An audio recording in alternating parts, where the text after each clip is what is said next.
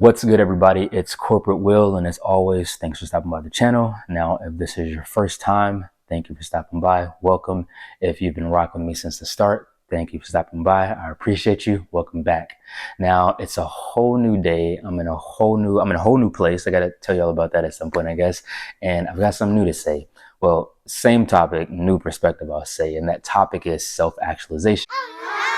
And the perspective is how you can reach it. Now, if you know anything about me, you know anything about the channel, then you know self-actualization is super, super important to me. I think it is the chief aim that we should all have in life. I think it is the definition of success. And I think for that reason, it is something that I believe we can all achieve and we should all achieve.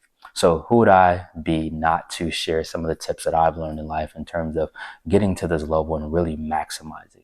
Now, I have a whole video on Maslow's hierarchy of needs that you can check out, but if you know about Maslow's hierarchy of needs, then you likely have heard of self-actualization as this peak level on that hierarchy of needs. Now, as a quick 1-minute rundown of Maslow's hierarchy of needs for context, just because context matters, Maslow's hierarchy of needs is this psychological theory that an old psychologist posed way back when. His name was Abraham Maslow.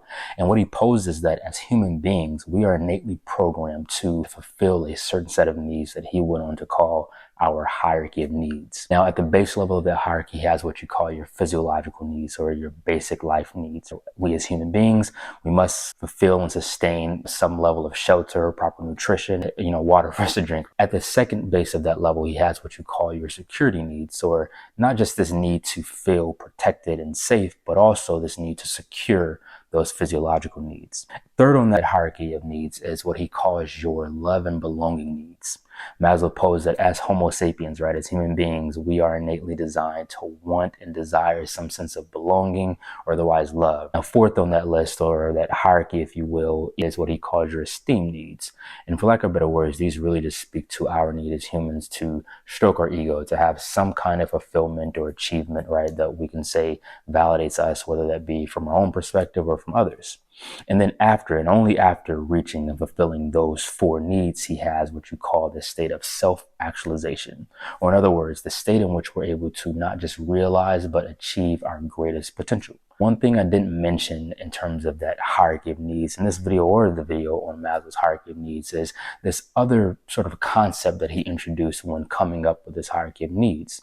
And that is, he broke those 5 levels down into 2 broad categories. One, your deficiency needs. The second category is what he calls your growth needs. The first 4 levels are the deficiency needs. If you don't have these 4 things, right, you are very much so at a disadvantage. Without the proper nutrition, without proper sleep, without a proper regimen, it is very hard, right, to get to a growth state.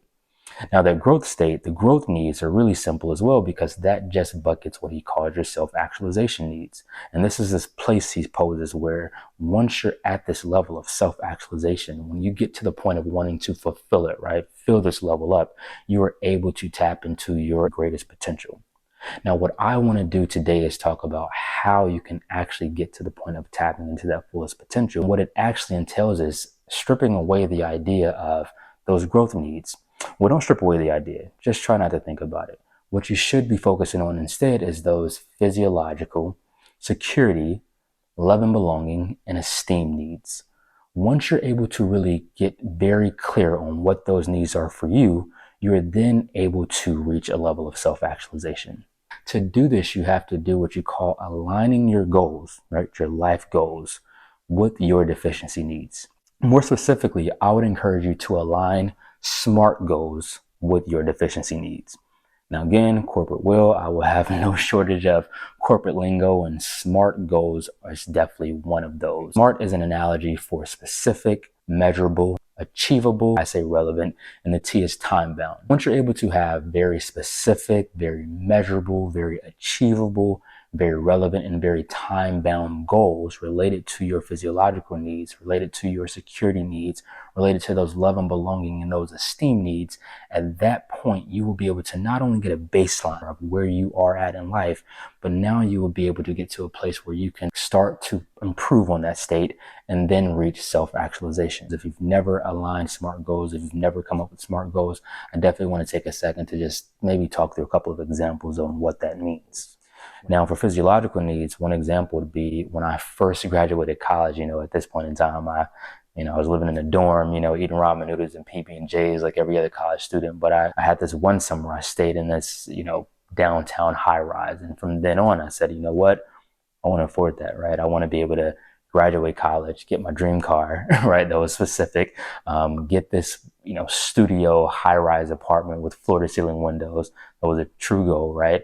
I wanted to make sure that I was able to not just have and be able to sustain my diet, but if I wanted to go out, go on dates, go, places in general, I could do that without having to really strain, looking at my bank account. So it was a very specific goal for me. And the time boundness of it all was always wanted to be able to do this for a 3-month period. And so when I started to write these goals down, right, I wrote them out very clearly. That was almost too vague. They were very, very clear, right? I wanted this specific car. I wanted this particular high-rise unit, right, in this specific part of town. I wanted to be able to go out to eat this amount of times, right? I literally had a dating budget at this time. Like, that is how I aligned my goals. When it came down to security needs, I'll just go up the ladder. But when it came down to security needs, these were a bit more simple for me. Call it cocky, but I just never really thought about safety. I'm religious, so part of me always believes like, hey, God got me, but also just never really walked around thinking like, hey, I didn't feel protected or safe. So that wasn't as much of a thought for me as much as the security of my physiological needs were. Now, this was something that introduced for me a concept called budgeting, which I'll get to, much, much later in a different video. But once I started to learn how to budget, and when I say learn, once I really started practicing budgeting, right, it's very simple. It's just a discipline.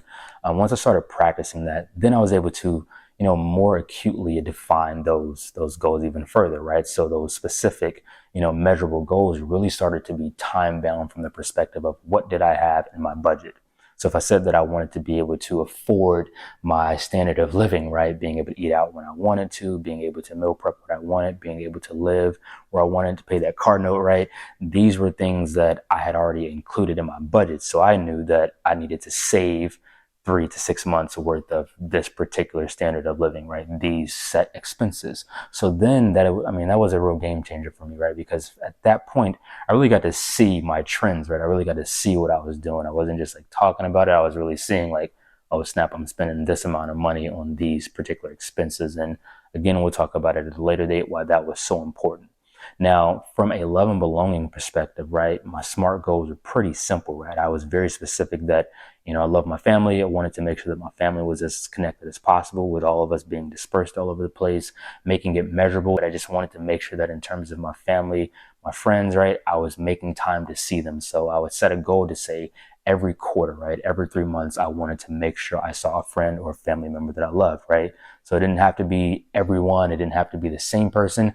I just made it a habit that I wanted to be able to do that. And obviously that came with an expense. So I made sure that that was my budget. So that is how I measured that particular goal. Now, when it comes to it being achievable, again, I knew as long as I had my income, as long as I was able to be disciplined in my other expenses, I would always have the budget, to plan and afford to do that, right? And then relevance, again, it's something that's a little bit subjective, but for me, that was very relevant because that is a source of my energy. My family, my friends are very much so a source of who I am. So, it's like getting a battery charge, right? I've got to do it, right? So that's the relevance of it. And again, that time-bound nature was really around just my particular general goal of assessing my goals came about every 3 months.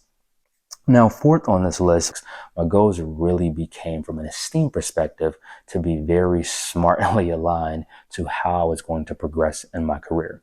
So it went from just saying, hey, I want to go collect my 9-to-5 check to saying, I want to be able to have this specific role that can give me these measurable, points of emphasis or these measurable aspects of learning, right? Whether that be project management, financial modeling, business intelligence, right? I had every single quarter, it's one singular measurable thing that I wanted to say I have learned how to do. Now, when it came down to it being achievable, again, I knew as long as I worked hard, as long as I kept my network, that these opportunities would come and that I would be able to seize them. And that is one of the beauties of corporate America, again, which deserves its own video. But I really just took advantage of the opportunities around me, right? Nothing that cost money, nothing that, took an extra amount of time. I did these things within the confines of 9-to-5 most of the times. Now, when it came to relevance, again, it was all relevant because I knew I wanted to grow in my career. I knew in order to get more money, in order to feel more fulfilled, in order to, have the titles that I wanted, I would need to work hard. I would need to do things that others weren't. I would need to some way, somehow grow. Right. So that's the relevance of it. And this was a 3 to 6 month time frame that I did these things in. So that was the time balance of it. Now, in so many minutes, I don't know how much time that just took, but I just gave you these very specific examples of how you can align your SMART goals to your deficiency needs in life.